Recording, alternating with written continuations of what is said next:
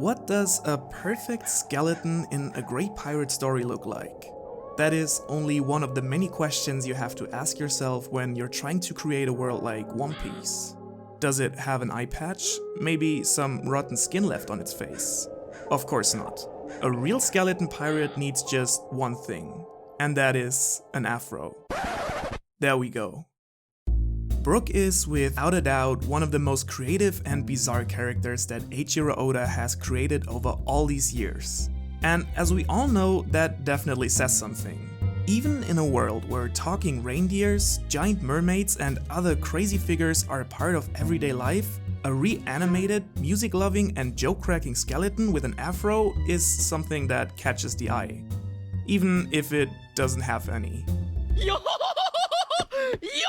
But beyond his unique appearance, Brook as a character actually has a lot more to him than meets the eye, to stay with the reference. Not only does he play one of my favorite songs in anime ever, but he also represents a theme that all of the Straw Hats share, but none as blatantly as Brook. Loyalty. There is actually a good reason that Brook is not only one of the quirkiest, but also the oldest Straw Hat on Luffy's ship. With a proud 90 years on his back, he had already experienced a lot in his life before any of the other Straw Hats were even born. We actually do not know too much about Brook's early years, except that he used to serve as a soldier in an unnamed kingdom located somewhere in the West Blue. We do not know exactly what happened during that time. However, a couple of years later, Brook finally decided to set out to sea. He joined the music-loving Rumbar Pirates under the lead of Captain 𝚤𝚤𝚂𝚗𝚏, and together they set out towards the Grand Line. On their way there, they encountered the small island whale Laboon that had been separated from his herd. Brook and the others, who quickly developed a close relationship with him, decided to take the young whale with them on their journey. Upon traversing Reverse Mountain, however, they decided to leave Laboon with Crocus at the lighthouse, promising him that they would come back for him one day and take him with them on their journey. However, this wasn't meant to happen, as parts of the crew one day caught an incurable disease during one of their adventures. To protect the rest of the crew, those who were infected, including Brook's Captain 𝚤𝚤𝚗𝚏, decided to leave the ship and try to make their way through the calm belt. An utterly hopeless endeavor, to say the least. After losing half of his friends, Brook was appointed as the new captain, and he led his men successfully for some time before they were attacked by enemies upon entering the Florian Triangle. While they somehow managed to get away from the fight, to their horror they had to find out that their enemies' weapons had been poisoned. Brook, knowing that he would be revived by the power of his devil fruit, suggested in tears to play one final song together that he would record and bring to Laboon in order to keep their promise. Slowly, one by one, he had to watch his friends die, before finally he also succumbed to the poison. After his soul actually returned back to Earth, for a long time he wasn't able to find his body in the thick mists of the Florian Triangle. And when he finally managed to find his way back to the ship, his body had already turned into a skeleton. Unable to steer the ship on his own, he was damned to spend nearly 50 years in bitter loneliness. Finally, he stranded on Thriller Bark. However, instead of finding new friends, he had his shadow stolen by Gecko Moria, who used it to reanimate the legendary samurai Ryuma. Brook tried to take his shadow back from the swordsman, but was utterly defeated. He then fled back to his ship and spent the next 5 years training for their rematch. This is when Brook finally meets Luffy and the other Straw Hats. Despite being overwhelmed with joy by finally meeting other people, he at first declines Luffy's invitation to join the crew, not wanting to be a nuisance. However, after the events on Thriller Bark, fighting side by side with the Straw Hats, he finally accepts and officially becomes the 9th member of the crew. Now, as we can tell from this quite extensive backstory, Brook has not only suffered through many hardships and tragedies in his life, but has also already had a great deal of character development even before the start of the story itself. Keep that in mind, because this is something that will become important again later on. Before we can look at his character arc though, we first have to understand what kind of person Brook actually is. In the context of the story, we know Brook as a very polite and at times extremely eccentric personality. In the manga, this is combined with a strong sense of humor and a bit of perverted mentality. The anime, however, takes this a step further, and in many cases, one step too far. Random jokes are often inserted at unfitting moments, and his perverted nature is often also taken way overboard. As a result, anime Brook sometimes feels a bit like a forced running gag, which is sad because in the manga, Brook's personality appears rather charming. Here, the focus lies more on his compassionate and kind side. In addition to that, Brook is also a very skilled fighter. Being a more than capable swordsman and owning a very unique and powerful devil fruit, Brook is always there to fight side by side with his friends, which rounds him off as a great character in an action-based story. Brook's psychological need in the story is rather straightforward. Up until joining Luffy and the crew, he heavily suffers under the loneliness he had to endure for almost half a century. In other words, when we first get to meet him, Brook has to learn how to overcome his loneliness. This also translates directly to his moral need. His long time alone, being disconnected from the world, has resulted in Brook often overexpressing his emotions. While this is not something that emotionally hurts those around him, it still often leads to a lot of annoyance and confusion towards him. We can see this, for example, the first time Brook encounters the Straw Hats. While they're understandably terrified about a speaking skeleton, Brook forgets that they're talking about himself and starts freaking out too. At the same time, it should also be noted, however, that his emotional side is also one of Brook's greatest qualities.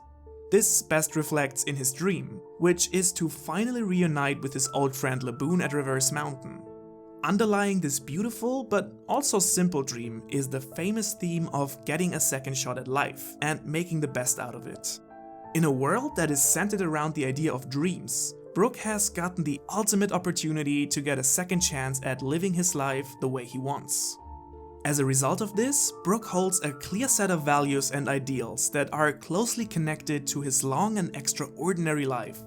Having spent many years quite literally in darkness and solitude, relationships between people are one of the most important things for the skeleton. He treasures being and sharing experiences with other people above all else. No wonder then that in close relation to this, kindness and friendship are also an important part of that list. Of course, we can best see all of this in his relationship with Laboon, but Brook also lives by these principles in the adventures he shares with his crew. He doesn't hesitate 1 second to protect Frankie and Robin on Thriller Bark, even though he barely knows them at this point. And a little later, he stands in front of Kuma on Sabaody, protecting Sanji and Usopp. As the musician of the Straw Hat crew, Brook of course also strongly values the power of music, which is a big part of his character in many ways. He even uses it as part of his fighting style, as we can for example see in his standoff with Big Mom. Most importantly, however, Brook has a strong sense of loyalty. While everyone in the crew without a doubt shares that quality, I think Brook personifies it best. Not only is he extremely loyal towards Luffy, following all his orders without any question, but he genuinely became loyal towards anyone in the crew at an incredible speed. Despite joining the crew only very late on in the story, he faithfully stands in front of his newfound family right from the start. So now that we got to understand Brook as a character a little better, let's find out how his character has developed over the course of the story. Being the last Straw Hat to join the crew, with the exception of Jinbei, who's an exception in more than just one way, Brook's character arc so far has been significantly different from the other Straw Hats. The most important arc for him is without a doubt Thriller Bark, where we get introduced to his character as well as to his past. In a way, Brook's flashbacks in themselves already serve as a significant amount of character development. Becoming a pirate, setting out to sea, meeting Laboon, losing his crew, returning back to life, being alone and lost in the darkness for years and years, and then finally getting his shadow stolen from him. I think we can all agree that all of this does something to a person. It's a very emotional and impressive backstory. But the problem here is that it's exactly that, a backstory.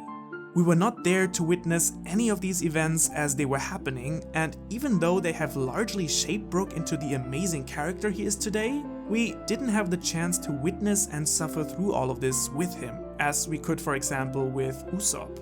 The most important character development for Brook that we were able to be a part of is him overcoming his loneliness and regaining control over his life by joining Luffy. Yes, with the end of Thriller Bark, Brook has finally found a new purpose in his second chance at life, but all of this development happened over a very short span of time after we had just gotten introduced to his character. The timing of Brook joining left us very little time for emotionally integrating him properly into the ranks of the crew. As a result, it truly speaks for his personality that he could use the little time he was given before the time skip the way he did.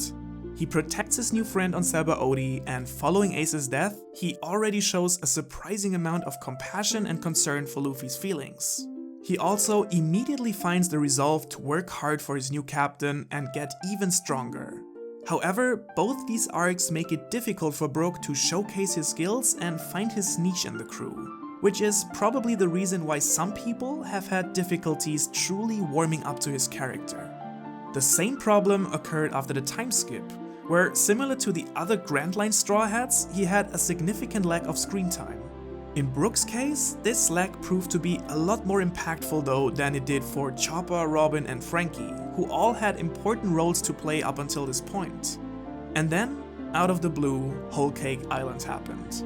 And as if Oda wanted to make up for his previous lack of focus, it somehow developed into the most significant arc for our skeleton since Thriller Bark. Somewhere in between escaping Dressrosa and leaving Zou to help save Sanji, Brook seems to have gained a much stronger resolve. It's very possible that his fight with Jolla as well as his fight with Sheepshead made Brook feel like he wasn't pulling his weight. Maybe he felt like he needed to make a better effort to help his captain and crewmates now that they were starting to face more and more powerful enemies. What appears certain to me though is that this was a true turning point for his character, which felt really good seeing after such a long time.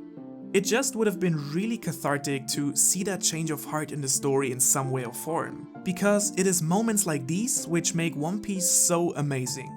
So hopefully we will get to see more of that in the future. Coming back to the arc itself however, Brook was finally able to play a significant part in the crew's actions for pretty much the first time ever. He takes on many of Big Mom's men, giving us some amazing battle scenes where he finally makes full use of his truly badass powers. Later, he manages to retrieve a copy of Big Mom's road poneglyph that is an essential element in finding the One Piece. And then he actually single-handedly dares to face the Emperor herself. And despite being hopelessly overpowered, he stood his ground without a second thought. He then gave a flaming speech, once again showing his great loyalty and respect towards his captain, in which he even dares to call Big Mom a young lady. While this alone would already have been an incredible feat for him, Brook then goes on to be the one to break Mother Caramel's photo at the tea party. Together with Chopper, he stands his ground against Katakuri's and Perospero's men, defending the Sunny. And later, he helps Carrot taking out Daifuku's fleet. Finally, he is the one to take out Zeus from underneath Big Mom's feet, not only saving the ship, but also granting Nami a powerful new weapon. So finally, long after joining Luffy, Brook seems to have found his place in the crew and has proven himself to be a true Straw Hat.